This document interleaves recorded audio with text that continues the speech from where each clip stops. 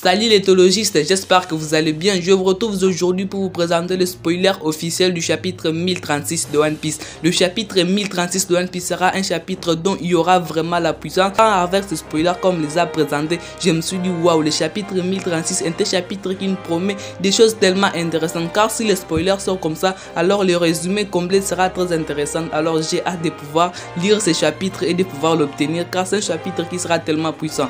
Mais avant de commencer cette vidéo, un grand merci à tous ceux qui vont s'abonner sur la chaîne, car bientôt là nous atteignons les 100 premiers abonnés de la chaîne. Alors je compte sur la participation de vous tous pour m'aider à atteindre ce nombre. Un grand merci aussi à ceux qui vont me laisser leur pouce bleu, car ça fait aussi plaisir. Et si vous êtes prêts, commençons déjà ce spoiler. Le chapitre 1036 de One Piece sera intitulé La route des samouraïs et de trouver un endroit où mourir. Le chapitre commence avec King qui a été vaincu et il y aura en fait un flashback avec Kaido. J'espère qu'il y aura des informations, car en fait terminer le chapitre sans informations, moi j'aime pas ça. J'aime surtout les informations, car ça me permet de pouvoir établir des théories. J'espère que ce flashback sera intéressant, ce flashback de Kaido et King. J'espère que ça sera très intéressant. Rookie et Number 6 se gardent de l'entrée de l'arsenal souterrain.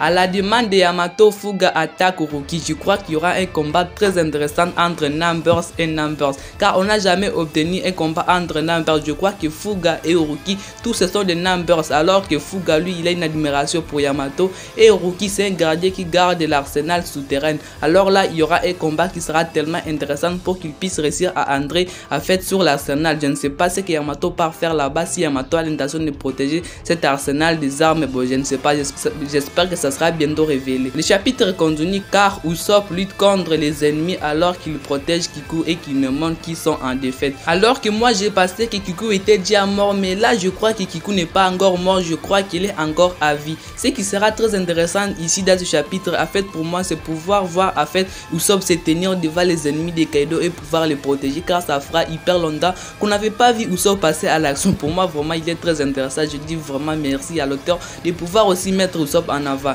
Izo semble aider Usopp à s'échapper avec Kinemon et Kiku. Il sera très intéressant de pouvoir voir en fait les feux rouges repasser encore en action, car ça fera hyper longtemps que les feux rouges ont disparu en fait de la scène. On ne les voit plus. Moi je pensais si d'ailleurs ils étaient morts, mais là voir ce chapitre en fait les feux rouges revenir a fait très intéressant de pouvoir les voir encore être mis en avant, en fait parler encore des feux rouges.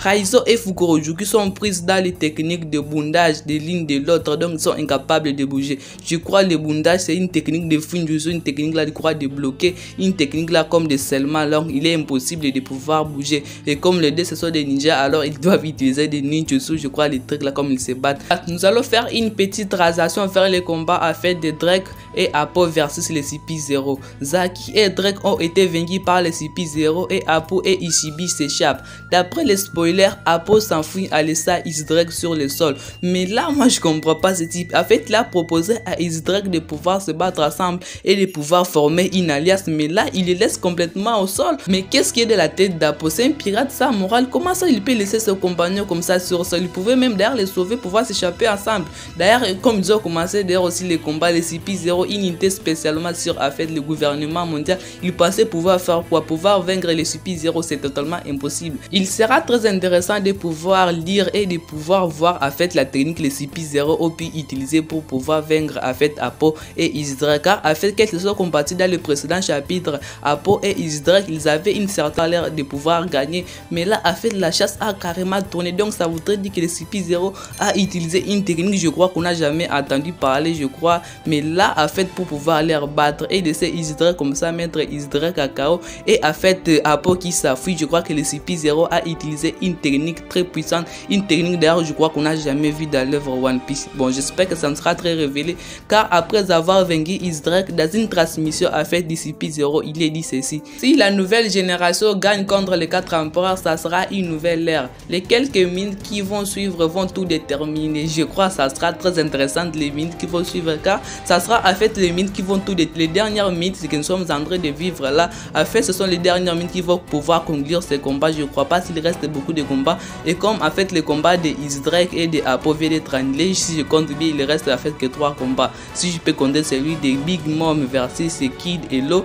et Kaido versus Luffy, et en fait le dernier combat Fukurojuku versus Raizo, il nous reste que 3 combats. Alors je pense que dans les futurs chapitres de One Piece on va pouvoir éliminer d'abord celui de Raizo, et puis on va rester avec seulement les combats d'Empereur. Là où le chapitre va devenir très intéressant, c'est surtout à la fin. Quand j'ai lu à fait cette fin, ça m'a carrément fait rire, car moi-même je ne comprends pas. Retour au combat Luffy versus Kaido. Il semble que Luffy et Kaido sont en train de se battre férocement, mais là l'auteur ne nous dévoile pas beaucoup de choses, car Luffy a été touché par les kanabo de Kaido et Kaido a été touché par les pistolets à caoutchouc de Luffy et tous les deux tombent. Ils se lèvent et se mettent à rire. Luffy dit à Kaido ça devient amusant. Kaido lui répond moi aussi je ne sais pas ce qu'ils sont en train de trouver là amusant. Je crois les deux sont en train de se battre avec les sourires aux lèvres. Ça me rappelle un peu les combats de Luffy versus Katakuri. Les deux se battaient avec les sourires aux lèvres. L'auteur nous a reproduit aujourd'hui les mêmes schémas et les deux sont en train de se battre avec les sourires aux lèvres.